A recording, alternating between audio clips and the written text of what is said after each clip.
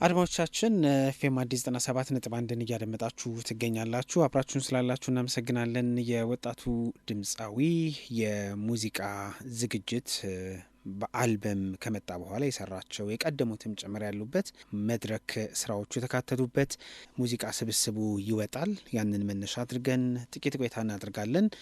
እንግዲህ የራሱ የግል የመጀመሪያ አልበሙ ተወዳጅ ሆኖለታል።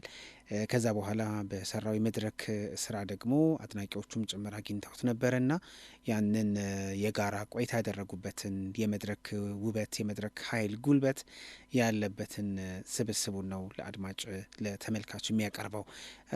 ኃይሉ አመርጋ ኃይሉ ጃኖን አግኝተን ስለ ዚሁ ጉዳይ እንጠይቀዋለን። ሰላም ኃይልሽ፣ እንደምን አለህ? እግዚአብሔር ይመስገን። እንዴት ናችሁ? ሰላም ነው ወይ? ሁሉ ሰላም። እንዴት ነው አንተ? ክረምት ሙዚቃ ህይወት? በጣም አሪፍ ነው። ክረምቱ ትንሽ ለስለስ ያለ ነው። ብዙም ዝናብ የሚታይበት አይደለም፣ ግን ደስ የሚል ጊዜ ነው። ጥሩ ነው፣ እግዚአብሔር ይመስገን። ክረምቱን በአንተ ሙዚቃ እንግለጽ ቢባል ከተራራው ማዶ የሚባል ይመስለኛል። ቀዝቀዝ ያለ ነው ይመስልህ? እንደዛ ነው ብለህ ነው? እኔ እንግዲህ እንደዛ ብያለሁ።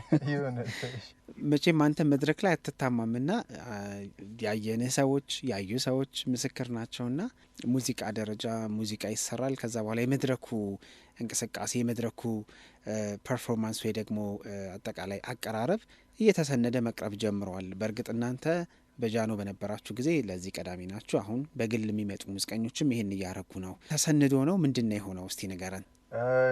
ከመጀመሪያው ጀምሮ ያው ሰፊ ዝግጅት ተደርጎበት ነው። ትልቅ ስቴጅ እንደመሆኑ መጠን ሁላችንም በደንብ ተዘጋጅተንበት በጣም ብዙ ካሜራ ተደቅኖ ድምጹም በስነስርዓት ከሚክሰር ቀጥታ ተቀድቶ እና አንዳንድ ያው ላይቭ ፐርፎርማንስ ላይ የሚኖሩ ትናንሽ ክፍተቶችን ለማስተካከል ሪካርድ ተደርጎ ሁሉ ነገር በጥንቅቅ ባለ ዝግጅት ተዘጋጅቶ ነው ለህዝብ የቀረበ። አልበምህ ከወጣ በኋላ አድናቂዎችን አፍቀው ነበር። አልበሙ ላይ የነበሩ ተወዳጅ ሙዚቃዎች አሉ፣ ቀደም ሲል አንተም የሰራቸው እንዲሁም አሉ እና አሁን በዚህ በአንተ ይፋዊ ማህበራዊ ትስስር ገጽ ዩቲዩብ ላይ የሚለቀቀው ሙዚቃ ኮንሰርት ላይ የተጫወትካቸው ስራዎች የትኞቹ ናቸው? እንደው ጥቂት እስቲ አጓጓን። ያው አሁን የሚለውን አልበም ከሰራው በኋላ ለመጀመሪያ ጊዜ ትልቅ ስቴጅ ላይ የተከሰትኩበትና ትልቅ ስቴጅ ላይ የሰራውበት አጋጣሚ ነው። ከወዳጅና ከጥሩ ጓደኛዬ ከዳዊት ጽጌ ጋር ነበረ ፐርፎርማንሱ። ያ እሱ ፕሮግራም ላይ ከድሮ ዘፈኖቼ በጣም ያው ከህዝብ ጋር በደንብ ያስተዋውቁኝና በጣም ተወዳጅ የሆኑትን ዘፈኖች ይነጋልን፣ ከተራራው ማዶን፣ ቆንጆን፣ ከአዲሱ ደግሞ ዘመዷ ዘመዴ፣ ማናለ እንዳንቺና ዝም አለ የሚለውን ላሰብነው ዛሬ ለሚለቀቀው ፕሮግራማችን 6ቱን ዘፈኖች ነው ያዘጋጀ ነው። ምናልባት እያየን የኦዲየንሱንም ሁኔታ እያየን ስራዎቹም በጥሩ ሁኔታ የተቀዱ ከሆኑ አንዳንድ ጊዜ ካሜራም አንዳንድ ጊዜ ድምጽም ምናምን ክፍተት ሊፈጠር ይችላል፣ በመሀል ሊቋረጥ ይችላል እና ያልተቆራረጡ ጥርት ያሉ ጥሩ ጥሩ ስራዎች ካሉ እነሱንም ወደፊት የምንለቅ ይሆናል። እንግዲህ ኃይሉ አንተ በመድረክ ከማይታሙ ሰዎች በድምጽም ባጫወትም አንዱ ነህ እዚህ ዘመን ከምንጠቅሳቸው። አዎ እና ኃይል አለህ፣ ጉልበት አለህ፣ የድምጽህ ብቃትም የተለየ ነው እና መድረክና ተመልካች መድረክና ኃይሉ ምንና ምን ናቸው ቢባል እንደው ከአንድ ሳንቲም ሁለት ገጽታ ከፍ ያሉ ይመስሉኛል እና እስቲ ስሜትህን ልወቀው። ያው ከልጅነት ጀምሮ እንደዚህ አይነት ስቴጆችን አይ ቲንክ ስናፍቀው የምኖረው ነገር ስለሆነ ስቴጅ ላይ ስወጣ ብዙ ነገሮችን በቃ ሙሉ ለሙሉ ረስቼ ከኦዲየንስና ከሙዚቃው ጋር ነው እንትን ማደርገው። ረጅም ጊዜም በእንደዚህ አይነት መንገድ ከነ ዳግማያ ሊም ጋር ከማህሪ ብራዛስም ከሌሎችም ትልልቅ የከተማው ባንዶች ጋር ስጫወት በነበረበት መንገድ ከዛም ከጃኖ ጋርም ከመጣሁበት መንገድ ጋር ተያይዞ አይ ቲንክ ልምድ ሆኖብኝ አሁንም ስቴጅ ላይ ስጫወት ትንሽ ቆም ብሎና ተረጋግቶ ወይ ደግሞ ይሄ በተለመደው አይነት መንገድ የመጫወት እንትን የለኝም። በደንብ እየተንቀሳቀስኩኝ አይ ቲንክ የልምድ ጉዳይ ነው። አብረኸው እየኖርክ ስትመጣ አብሮህ የሙዚቃው የሁሉ ነገር አንድ አካል የሆነና እንደዛ ነው ለህዝብ ልታቀርብ የምትችለው እና ደግሞ አይ ቲንክ በጣም ወደዋለሁ ነገሩን የማደርግበት ሁኔታዎች ውስጥ ምንም አይነት ነገር በመሀል ማስበውም ምንም አይነት ነገር ወደኋላ ወደፊት የምለው ነገር አይኖረኝም። ለዛ ይሆናል ስቴጅ ላይ ስወጣ ብዙ ነገሮችን ስለምረሳ ይሆናል ኃይለኛ ተብዬ የምታሰበው። ብዙ የሚያስፈልጉን ይመስለኛል እንዲህ አይነት በመድረክ የሚቀረጹ ስራዎችና ቅድም ስል ነበረ በእርግጥ እናንተ በጃኖ በነበራችሁ ጊዜ የሰራችሁት አለ፣ ከዛ በኋላም እየተለመደ መጥቷል እና አንደኛ የመድረክን ውበት ከዛ ደግሞ በመድረክ ውስጥ ያለውን የሙዚቃ ድምጽም ለማጣጣም እድል የሚሰጥ ይመስለኛል እና እንደ ባለሙያ እንደ ድምፃዊ ምን ትላለህ? እንዲህ አይነት የመድረክ ስራዎች መቀረጽና ዳግም ለአድማጭ መቅረብ የነበረውን ሙዚቃ ከማጣጣም ደግመን እንድንወደው ከማድረግ የዘለለ ምን ሚና አላቸው? ያው ብዙ ጊዜ እንደዚህ ኮንሰርት ላይ የመገኘት ልምዱ ያላቸው ወይም ደግሞ አድቫንቴጁ ያላቸው ወጣት ኢትዮጵያውያኖች ናቸው። ወጣቱ ኢትዮጵያውያንና ከከተማም ብዙ ያራቁት ናቸው እንደዚህ አይነት አጋጣሚዎች ያላቸው። እንደዚህ አይነት ነገሮች ምን አይነት እድልን ይፈጥራሉ? በየትኛውም አጋጣሚ ውስጥ በየትኛውም አካባቢ ላይ ያለ ሰው ኮንሰርቱ ላይ የነበረውን ስሜት ያው ቦታው ላይ ባይገኝም የነበረውን ስሜት 100% በምትልበት አይነት መንገድ የማዳመጥና ስሜቱን የመጋራት እድልን ይሰጣል ብዬ አስባለሁ። ከዛ ባሻገር ሚውዚካሊ ብዙ ሀሳብ ያላቸውን ነገሮች በዓለም አቀፍ ደረጃ አድማጭ ተመልካቾች ለማድረስ በጣም ትልቅ ጉልበት ያለው ነገር ነው። ትልቅ ኃይለኛ ነገር ነው ብዬ አስባለሁ። ከዛ ውጪ ሙዚቃውም ላይ ትልቅ እድገትን ይፈጥራል። ምክንያቱም አሁን በካሴት ዝም ብለህ ስታዳምጥ የቆየኸውን ነገር ልክ ላይቭ ፐርፎርማንስ ተሰርቶ በጥሩ የሙዚቃ ቅንብር፣ በጥሩ ሚክሲንግ፣ በጥሩ የቪዲዮ ኤዲሽን ምናምን ሲቀርብ ማለት ሙዚቀኛ ለመሆን ፍላጎት ያላቸው ዘፋኝ ለመሆን ፍላጎት ያላቸው ሰዎች በደንብ ኢንስፓየርድ ይሆኑበታል። በደንብ ተነሳሽነታቸው ይጨምራል።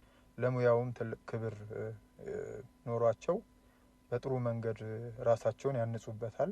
አቅጣጫዎችን ያሳያቸዋል ብዬ አስባለሁ። አሁን አልበምህ ብዙ ሰው የተለያዩ ሀሳቦችን ሲሰጥበት አስተውላለሁኝ። በዛው ልክ የሚቆጩ ሰዎች እሰማለሁኝ። ይህ አልበም አሁን መስማት ከሚገባን በላይ ነው መሰማት የሚገባው የሚል እንግዲህ አሁን ጊዜው ጥሩ ነው፣ ሀሳቦችን ለማየት እድል አለው ብዬ አስባለሁኝ እና በአልበምህ በጣም ቁጭት ላለባቸው በሚገባው ልክ ሰምተነዋል ብለን አናስብም ለሚሉ ሰዎች ምንድን ነው ምላሽህ? አንተስ እንደዛ ይሰማሃል ወይ ወይስ ተመስገን በቂ ነው ነው የምትለው? ያው እንደ አርቲስት በእኛ በኩል የአቅማችንን ያህል ጥግ ድረስ ሄደን ሰርተን ለህዝብ አቅርበናል ብለን እናምናለን።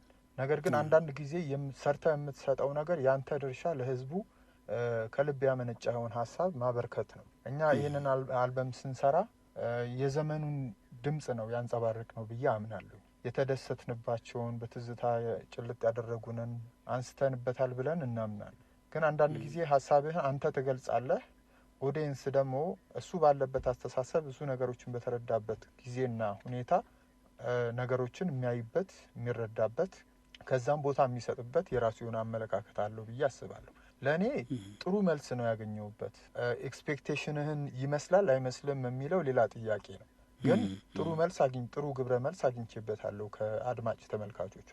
አንዳንድ ሰዎች እንደውም ከሚገባው በላይ ዘፈኑን ከመውደዳቸው የተነሳ ይህንን ዘፈንማ ዝም ብዬ ምንም ዋጋ እንዳልወጣበት ነገር ዝም ብዬ አላዳምጥም ብለው ዩቲዩብ ላይ አድናቆታቸውና ፍቅራቸውን ለመግለጽ በገንዘብ ሁሉ እየገዙ ያዳመጡ ሙዚቃ ምንድነው አድማጮች አሉ። ግን አሁን ወጥቶ በአንድ ጊዜ የሰው ጆሮ ውስጥ ገብቶ ተወዳጅ ሆኗል አልሆነም፣ እሱ ምናልባት ወደፊት የምናየው ጉዳይ ሊሆን ይችላል እንጂ አሁን ባለበት ሁኔታ በመጠነኛ መንገድ ተደማጭ ሆኗል። ብዙ ሰዎችም ጥሩ ግብረ መልስን ሰጥተውኛል። እንደዚህ አይነት ነገሮች አንዳንድ ጊዜ የኦዲየንሱ ችግር ብቻ ላይሆን ይችላል። አሁን ባለንበት ጊዜ አይ ቲንክ በጣም ሄክቲክ የሆነ ጊዜ ነው። አእምሯችን እረፍት ያጣበት ጊዜ ነው ብዬ አስባለሁ። ነገሮችን ወይ ደግሞ ጥልቅ የሆኑ ነገሮችን በጥልቀት ማየትና መመርመር እንዳንችል የሚያደርጉን ብዙ ነገሮች ከፊታችን ተደቅነዋል።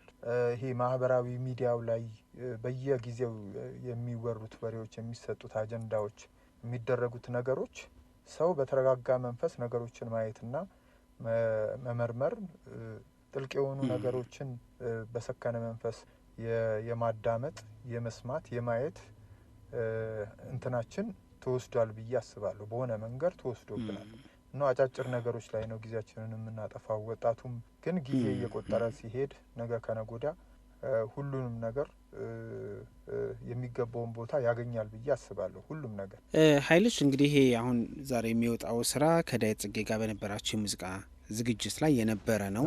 ከዚህ በኋላ አንተ ያለህበት በብዛት 12-13 ስራዎች የምትጫወትበት የሙዚቃ ዝግጅት እያሰብክ ነው? ምን እያሰብክ ነው? ከዚህ አልበም በኋላ እንግዲህ ይሄኛው የመድረክ ስራ ይመጣል። የታሰቡ ነገሮች ካሉ ጠቁመንና እናበቃለን። አው ምንድነው አሁን ከሚለው አልበማችን ውስጥ ያው ሚውዚክ ቪዲዮ የሰራንለት አንደኛውን የአልበሙ መጠሪያ የሆነውን አሁን የሚለውን ዘፈን ብቻ ነው። ሶ ሌሎችም ሚውዚክ ቪዲዮዎች ከአልበም ውስጥ እየሰራን ያለነው በአዳዲስ የሚውዚክ ቪዲዮዎች ከዛም አለፍ ሲል ደግሞ እንደ እግዚአብሔር ፈቃድ ያው ሙሉ አልበም ባይሆን 1-2-3 ስራዎች አንድ ላይ ያሉበት አዲስ ነገር ይዤ ለመምጣት ዝግጅት ላይ ነው ያለሁት። ሶ እንደዛ ነው አሁን ያለሁበት። በጣም ጥሩ እንግዲህ እንዲሆን ከቀጣይ እቅዶች እንዲሳኩ እመኛለሁኝ።